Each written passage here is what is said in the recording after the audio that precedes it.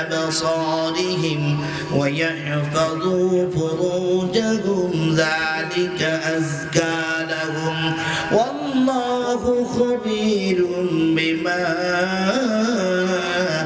يصنعون জোরে বলুন আল্লাহু আকবার। আল্লাহ পাক রব্বুল আলামিন বললেন, মুমিন যুবকেরা, হে নবী আপনি মুমিন পুরুষদেরকে বলে দিন যারা সমাজ বিনির্মাণে কোরআন ও হাদিসের ভূমিকা রাখতে চায়, আদর্শ সমাজ চায়, এই সমস্ত যুবকদেরকে বলেন, প্রথমত আল্লাহ পাক রব্বুল আলামিন তোমাদেরকে দুইটা দায়িত্ব দিয়েছে।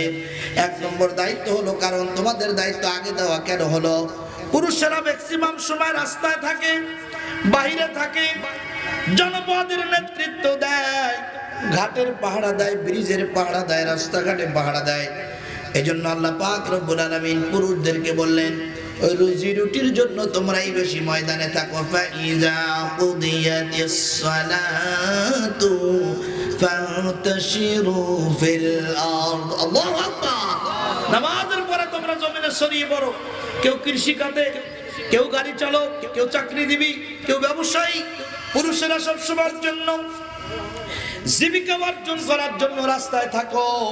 আল্লাহ পাক রব্বুল আলামিন এর জন্যই বললেন মুমিনদেরকে বলে দেন, মুমিন পুরুষদেরকে বলে দেন তাদের প্রথমত দুইটা দায়িত্ব।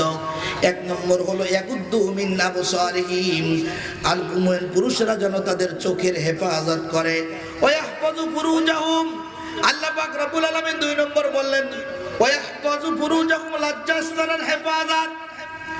আল্লাহ পাক রব্বুল আলামিন বললেন, পয়গম্বর হে আপনি মুমিন পুরুষদেরকে বলে দিন তারা যেন চোখ দিয়া বেগানা নারীদেরকে না দেখে, যদিও চোখের সামনে পড়ে যায় তারা যেন ইস্তেগফার পড়ে তাদের নজরটাকে সরিয়ে নেয়।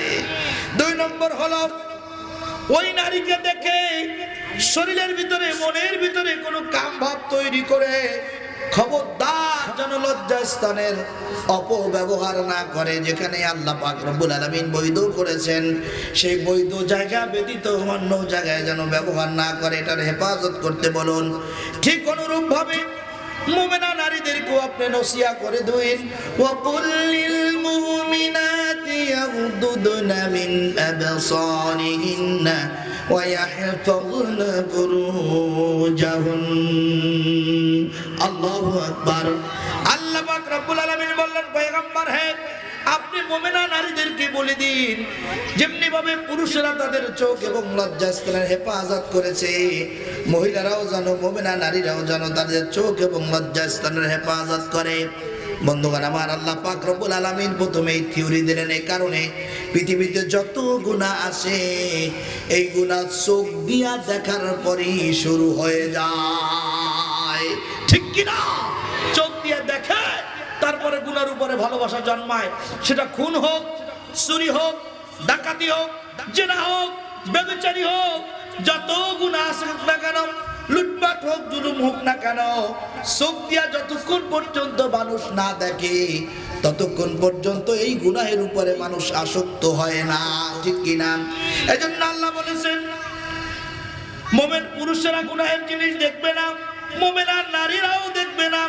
আল্লাহ বললেন এবার মুমিন পুরুষেরা শপথ করবে আমরা আদর্শ সমাজ বিনির্মাণ করতে চাই, কাজে আমরা লজ্জাস্থানের অপব্যবহার করব না।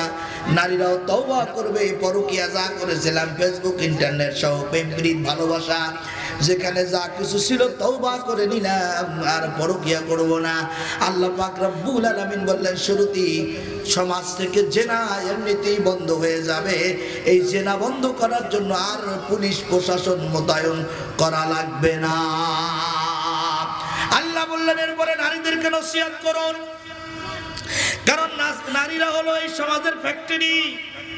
ফ্যাক্টরি যেমন প্রোডাক্ট তেমন, ফ্যাক্টরি যদি ভেজাল হয় প্রোডাক্ট ভেজাল হয়ে যায়, কথা ঠিক কিনা? ও মুসলমান ইমানদার আল্লাহর গোলাম, আল্লাহ পাক রব্বুল আলামিন বললেন ফ্যাক্টরি পবিত্র হলে তার প্রোডাকশনও পবিত্র হবে, মা যেমন সন্তান তেমন, ঠিক কিনা? এজন্য আল্লাহ পাক রব্বুল আলামিন নারীদেরকে নসিহত করলেন।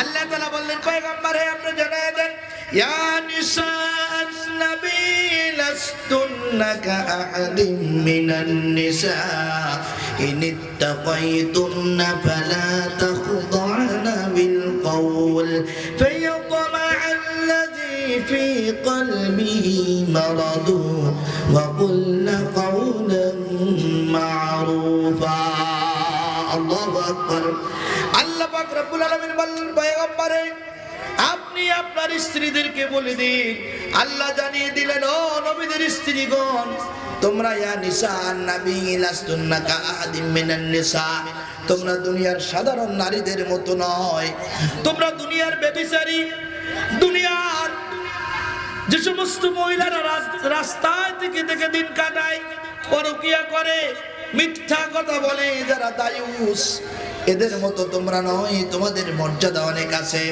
আল্লাহ পাক রব্বুল আলামিন বললেন ইনিত্তাকাইতুন্না ফালা তাখদা'না বিল কওল তোমরা যদি আমি আল্লাহ রব্বুল আলামিনকে ভয় করো তাহলে তোমাদের জন্য নসিহত হলো তোমরা অন্য পুরুষের সঙ্গে বিনয়ে বিনয়ে কথা বলো না ফায়াতমা'আল্লাযী ফি কলবিহি মারাদুন ওয়া কুলনা কওলাম মা'রুফা আল্লাহ পাক রব্বুল আলামিন বললেন যেন কোন দুষ্ট চরিত্রের কোন পুরুষ যেন তোমাদের প্রতি খারাপ ধারণা পোষণ করতে না পারে আল্লাহু আকবার ওয়াকুল্লা কওলাম মা'রুফা কোরআনকে প্রশ্ন করলাম কোরআন তাহলে কিভাবে কথা বলবে আমাদের নারীরা কোরআন তার ভাষায় স্টেট বলে দিল ওয়াকুল্লা কওলাম মা'রুফা স্টেট কথা বলতে হবে অন্য পুরুষ যদি ভাষায় ঢোকে তার সাথে স্টেট কথা বলতে হবে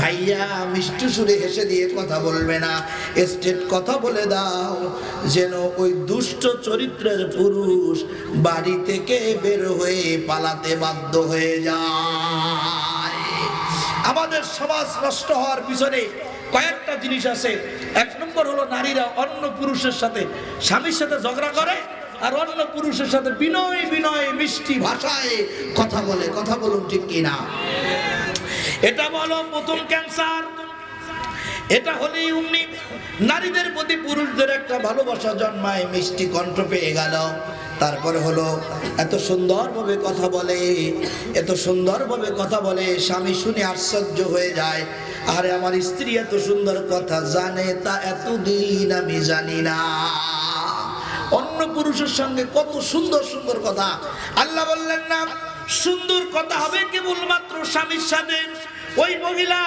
পৃথিবীতে যত সুন্দর কথা জানে সর্বোচ্চ সুন্দর কথা বলবে তার স্বামীর সঙ্গে এরপরে হলো স্বামীর বাবার সঙ্গে নিজের বাবার সঙ্গে নিজের ভাইয়ের সঙ্গে যাদের সাথে দেখা দেওয়া যায় তাদের সঙ্গে ভালোবাসায় কথা বলবে যাদের সাথে দেখা দেওয়া যায় নাই তাদের সাথে মিষ্টি কথা বলা যাবে না দেবরের সাথে মিষ্টি কথা বলা যাবে যাবে বন্ধুর সাথে মিষ্টি কথা বলা যাবে আল্লাহ পাক রব্বুল আলামিন বললেন প্রথমে হলো চোখের হেফাজত দুই নম্বর হলো লজ্জাস্থানের হেফাজত ও নারী তুমি যদি চাও তোমার সন্তান পিটাইয়া মাদ্রাসায় পড়ান লাগবে না যেই নিয়মগুলো বলছি যদি তুমি এটা পঙ্কনো ভাবে মানো তোমার সন্তান এমনিতেই মাদ্রাসায় চলে যাবে হাফেজ হবে আলেম হবে বিড়ি সিগারেট ছেড়ে দিবে মদ পান করবে না মসজিদ ছাড়বে না যদি কোরআনের সিলেবাসটা তুমি মেনে নাও এক নম্বর হলো তোমার চোখের হেফাজত করতে হবে দুই নম্বর হলো লজ্জাস্থানের হেফাজত তিন নম্বর হলো অন্য পুরুষের সঙ্গে বিনয় বিনয় কথা বলা যাবে না চার নম্বর হলো স্টেট ভাষায় কথা বলতে হবে পাঁচ নম্বর আল্লাহ পাক রব্বুল আলামিন সূরাতুল আহজাবের 32 নম্বর আয়াতের মধ্যে বললেন আসুন কোরআনের ভাষায় শুনি আল্লাহ বললেন কারনা ফি বুয়ুতিকুন্না ওয়ালা তাবাররুজনা তাবাররুজাল জাহিলিয়াতিল উলা আল্লাহু আকবার আল্লাহ বললেন ও মহিলারা তোমরা ঘরের ভিতরে প্রবেশ করো অকর্ণা ফি বুয়ুতিকুন্না তোমরা ঘরের ভিতরে থাকো রাস্তায় থাকিও না আমাদের মহিলারা ঘরের ভিতরে যত সময় থাকে তার চাইতে বাইরে বেশি থাকে কথা কোন ঠিক কিনা আল্লাহ বললেন ওয়ালা তাবাররাজনা তাবাররুজাল জাহিলিয়াতিল উলা, জাহিলি যুগের নারীদের মতো বেশভূষা সাজ সজ্জার পোশাক পরে তোমরা বাইরে বের হইও না। 4 নম্বর আল্লাহ বললেন ঘরের ভিতরে থাকো। আমাদের প্রশ্ন হলো আল্লাহ ঘরের ভিতরে থাকবো, বাইরে বের হব না। জামাই বাড়ি যেতে হবে, ছেলের স্কুলে যেতে হবে, মেয়ের মাদ্রাসায় যেতে হবে, বাবার বাড়ি যেতে হবে। আল্লাহ রাব্বুল আলামিন বললেন কোনো সমস্যা নাই, যাও, কোনো অপরাধ নাই, অনুমতি আছে। ডাক্তার দেখাতে যেতে হবে, এলেম অর্জন করতে যেতে হবে, ছেলের শ্বশুর বাড়ি, মেয়ে জামাই বাড়ি, নিজের বাবার বাড়ি, ভাইয়ের বাড়ি, মৃত্যু বাড়ি যেতে হবে। চাও চলে যাও, কিন্তু শব্দ হলো ওয়ালা তাবাররাজনা তাবাররুজাল জাহিলিয়াতিল উলা। আইয়ামে জাহিলি যুগের নারীদের মতো বেশভূষা ড্রেস পরে, সাজ সজ্জার পোশাক পরে, আইলিন মাস্কারা সোনো ক্রিম লাগাইয়া, নূতন নূতন শাড়ি পরিয়া, স্প্রে করিয়া, আতর লাগাইয়া, সুরমা লাগাইয়া রাস্তায় বের হওয়া যাবে না। আমাদের মহিলারা যত সেরা কাপড় আছে, যত নষ্ট কাপড় আছে, এই কাপড়গুলি সব আমাদের সম্মুখে পড়ে পড়ে ঘুরে বেড়ায়। আর যত নূতন কাপড় আছে সব কাপড়গুলি সুন্দর করে ধৌত করে আয়রন করে এরপরে সুন্দর করে প্যাকিং করে সুকেজের ভিতরে রেখে দেয়। কোন দিন মার্কেটে যাবে সুন্দর কাপড় পরবে, কোন দিন বেড়াতে যাবে সেই দিন কাপড় পরবে। দুর্ভাগ্য, এই সৌন্দর্য তো আল্লাহ তার স্বামীকে দেখানো ফরজ করে দিয়েছিলেন, সেটা তাকে না দেখিয়ে রাস্তায় দেখাচ্ছে, রাস্তায় দেখানোর প্রস্তুতি নিচ্ছে। আপনাদের কাছে প্রশ্ন, যে সৌন্দর্য স্বামীর জন্য ফরজ দেখা, এই সৌন্দর্য স্বামীকে দেখিয়ে না দেখিয়ে যেই নারী অন্য পুরুষকে দেখায়, তার উদ্দেশ্য ভালো না খারাপ? নিঃসন্দেহে খারাপ। কারণ কি? অন্য পুরুষকে দেখানোর অর্থই হলো যাতে করে আমাকে ভালো বলে, আমার ড্রেসটা সুন্দর, চেহারা সুন্দর, অন্য পুরুষরা দেখে আমার দিকে তাকিয়ে থাকে।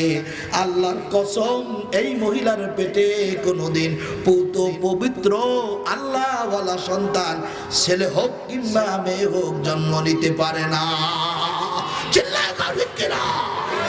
আম গাছের গোড়া থেকে আম গাছ হবে, এটাই বাস্তবতা। কলা গাছ থেকে কলা গাছ হবে, কলা গাছ থেকে কোনোদিন পেয়ারা হয় নাকি? হয়। মেয়ে আছে রাস্তায়, মা আছে রাস্তায়, মেয়ে ঘরের ভিতরে থাকবে, প্রশ্নই ওঠে না। আল্লাহ পাক রব্বুল আলামিন বললেন 6 নম্বর নসিহত হলো, তোমাদের যখন প্রয়োজনে ডাক্তার দেখানো হোক, এরপরে জামাই বাড়ি হোক, বাবার বাড়ি হোক, প্রয়োজন যেখানে যাওয়ার, এই জায়গায় শরীয়ত সম্মতভাবে তুমি যাবে। খবরদার এমন পোশাক পরিধান করো যে পোশাক পরিধান করলে মানুষের উপরে, মানুষ তোমার উপরে খারাপ দৃষ্টি নিক্ষেপ করতে পারবে না। কি সেই পোশাক? কোরআনকে প্রশ্ন করলে জবাব দিতে প্রস্তুত। সূরাতুল আনআমের মধ্যে আল্লাহ পাক রব্বুল আলামিন বললেন, ইয়া বানি আদম কুদ আনজালনা আলাইকুম লিবাসান ইউয়ারি সাওআতিকুম ওয়া রিশা ওয়া লিবাসুত তাকওয়া যালিকা খায়র যালিকা মিন আয়াতিল্লাহি লাআল্লাহুম ইয়াযাক্কারুন।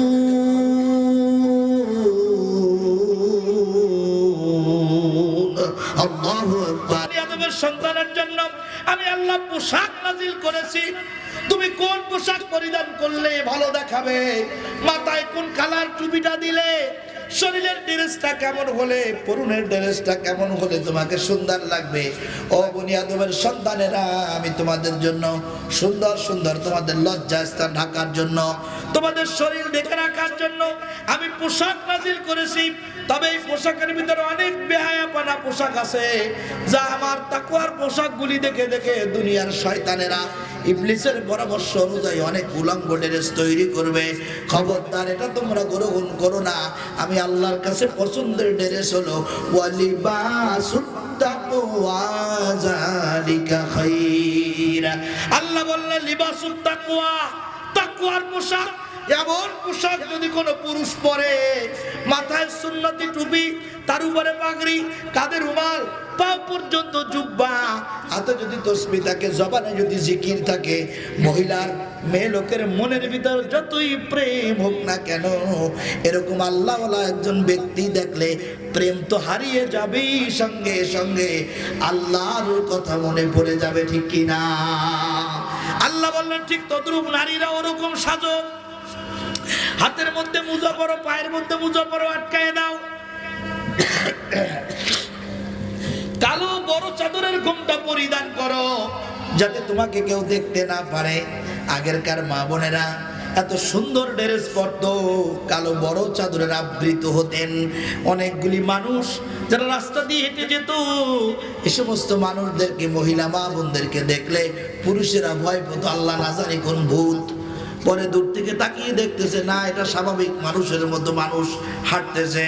আর এখনকার নারীরা বোরকা পরে, এত ডিজাইন বোরকার মধ্যে উলঙ্গ নারীর চাইতেও বেশি ভালো দেখা যায়, ঠিক কি না? একবার উলঙ্গ নারীকে একবার দেখবেন, মজা শেষ। আর বোরকায় এখন এত ডিজাইন বের হয়েছে, কপালে একবার তাকার লাগে, গলার কাছে একবার, পিছনে একবার, সামনে আর একবার, পায়ের দিকে একবার, এত ডিজাইন। আমি বুঝতে চাই না কত বড় আহাম্মক এই যুব সমাজ, বর্তমান সমাজের পুরুষেরা। আপনার স্ত্রীকে যদি আপনি বোরকা পরিধান করান পর্দার উদ্দেশ্যে, তাহলে তার উপর আবার ডিজাইন কেন? কথা বলে না, ডিজাইন কেন? তার উপরে আবার নকশা কেন? বোঝা গেছে তোমারও মতলব খারাপ, তোমার বউরও মতলব খারাপ, কথা কান ঠিক কিনা? যদি বোরকার মধ্যে ডিজাইন থাকে, এই বোরকা পরিধান করানো যাবে না, এগুলা পরায় দাও। ডিজাইনওয়ালা বোরকা পরানোর দরকার নাই, প্রয়োজনে খালি গায়ে হাঁটাও, তাও ভালো। মোহতারাম হাজিরিন, প্রিয় ভাইরা আমার, পর্দা যদি করাতে হয় আল্লাহর ভয়তে, এমন পোশাক পরিধান করানো যাবে না যে পোশাক পরিধান করলে অন্য যুবকের মন আকৃষ্ট হয়, তার দিকে খারাপ চিন্তা চেতনা জাগে, এমন পোশাক পরিধান করানো জায়েজ নাই। ভাইরা আমার, আল্লাহ পাক রব্বুল আলামিন বললেন তাকওয়ার পোশাক পরিধান করো। আল্লাহ পাক রব্বুল আলামিন বললেন, শোনো, চোখের হেফাজত করলা, লজ্জাস্থানের হেফাজত করেছো, এরপরে জোরে জোরে কথা বলো না, বিনয় বিনয় কথা বলো না, স্টেট কথা বলতেছো, ঘরের ভিতরে আসো। তারপরে হলো বেশভূষা, পোশাক পরে বাইরে বের হচ্ছ না, বাইরের পোশাকটা হলো তোমার তাকওয়ার পোশাক। তারপরে কি করবা? পোশাক পর্যন্ত ঠিক হয়ে গিয়েছে, এখন হলো মানুষের ঘরে প্রবেশ করা বন্ধ করতে হবে। কোরআনের ভাষায় আল্লাহ সে কথাও এখানে বলেছেন, ইয়া আইয়ুহাল্লাযীনা আমানু লা তাদখুলু বুয়ুতান গায়রা বুয়ুতিকুম হাত্তা তাস্তানিসু ওয়া তুসাল্লিমু আলা আহলিহা। হে ঈমানদারগণ, খবরদার, তোমরা অন্যের গৃহে অনুমতি ব্যতীত প্রবেশ করিও না। লা তাদখুলু, প্রবেশ করিও না। কতক্ষণ প্রবেশ করিবে না? যতক্ষণ না পর্যন্ত ঘর ওয়ালাদের পক্ষ থেকে অনুমতি না পাবে। অনুমতি পেয়ে গেলে মুতুসাল্লিমু আলা আহলিহা, যারা ঘরের অধিবাসী, ঘরের ভিতরে যারা আসে, অনুমতি পাওয়া মাত্রই তাদেরকে সালাম দিয়ে দাও। তাতে কি হবে? যদি তারা কম বেশি অসতর্ক থেকে যায়, সালাম পাওয়ার মাধ্যমে তারা পূর্ণ সতর্কতা অবলম্বন করবে, ঠিক কি না? তাহলে নারী প্যাকিং হয়ে গেল, অশ্লীল ড্রেস নাই, এরপরে মিষ্টি কথা নাই, চোখ দিয়ে খারাপ জিনিস দেখে না, লজ্জা স্থানের অপব্যবহার নাই, এরপরে একজন আর ঘরে আর একজন যে উকি মারবে সেই ব্যবস্থাও নাই। ঘরে ঢোকা অনুমতি ছাড়া বন্ধ হয়ে গেল, অনুমতি নিয়ে ঘরে প্রবেশ করতে হবে। তারপরে এখন একজনের ঘরে তো আমার প্রয়োজন থাকতে পারে।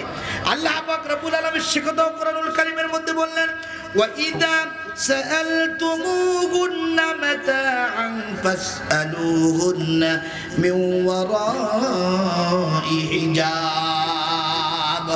এমন ঘর যে ঘরটা তোমার না, ওই ঘরের স্ত্রীও তোমার না, ওই ঘরের কন্যা সন্তানও তোমার না, তোমার দেখা দাও জায়েজ নাই, কিন্তু তোমার একটা দ্রব্য, তোমার একটা প্রয়োজনীয় একটা জিনিস ওই ঘরের ভিতরে থেকে গেছে, সেখান থেকে তোমার জিনিসটা সংগ্রহ করতে হবে।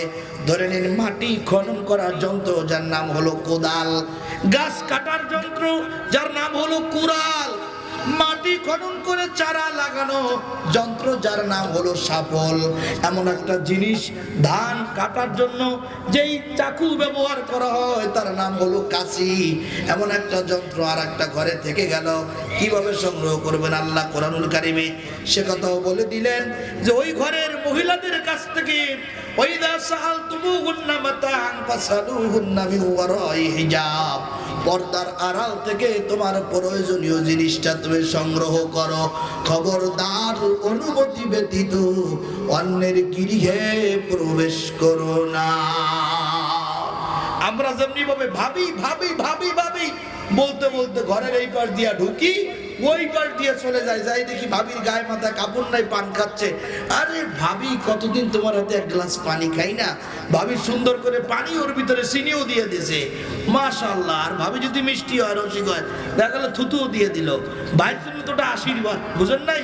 ওরে ভাবি এত সুন্দর করে পান, আবার ঠোঁট দুইটা লাল হয়ে গেছে, আপনার হাতে অনেকদিন পান খাই না, যদি একটা পান দিতেন, লুচ্ছামি শুরু হয়ে গেল। আল্লাহ পাক রব্বুল আলামিন বললেন এভাবে ভাবি ভাবি বোন বোন বলে অন্যের গৃহে অনুমতি নিয়ে প্রবেশ করা যাবে না। আয়াত নাজিল হয়ে গেল। আল্লাহ নবী বিশ্ব নবী সাল্লাল্লাহু আলাইহি সাল্লাম একথা জানিয়ে দিলেন। সাহাবায়ে কেরামদের মধ্যে একজন সাহাবী দাঁড়িয়ে বললেন, ইয়া রাসূলুল্লাহ, ইয়া হাবিবাল্লাহ, আমি কি আমার মায়ের ঘরে প্রবেশ করতে অনুমতি নেওয়া লাগবে? আল্লাহর নবী বললেন, ও যুবক, তুমি কি তোমার মাকে বিবস্ত্র অবস্থায় দেখতে চাও? যুবক বললেন, ইয়া রাসূলুল্লাহ, কখনো নয়। আল্লাহর নবী বললেন, গরমের যন্ত্রণা, গরমের কষ্ট, শারীরিক কষ্টের কারণে তোমার মা হয়তো মাথার কাপড়টা ফেলিয়ে রেখেছে, নিচের দিক দিয়ে পায়ের কাপড় একটু হালকা করে রাখতেছে, কিন্তু সে এটা চায় না আমার সন্তান আমাকে দেখুক। খবরদার, তুমি তোমার মায়ের ঘরে প্রবেশ করতে গেলেও অনুমতি নিয়ে প্রবেশ করতে হবে। আল্লাহু আকবার বলো। ভাইরা বাবাজিরা, তাহলে কোরআন কি বললো? শুরুতে বললো যুবকেরা চোখের হেফাজত করবে, অন্য নারীদেরকে দেখবে না, যদি চোখের সামনে পড়ে যায় সঙ্গে সঙ্গে তওবা করে নজরকে ফিরিয়ে নিবে। 2 নম্বর হলো লজ্জাস্থানের অপব্যবহার করবে না, স্ত্রী ব্যতীত লজ্জাস্থানের ব্যবহার অন্য নারীদের সাথে যুবকেরা বন্ধ করে দিবে। আর নারীরা ওরকম ভাবে লজ্জাস্থানের হেফাজত করবে, চোখ দিয়া অন্য যুবকদের দিকে খারাপ দৃষ্টিতে তাকাবে না।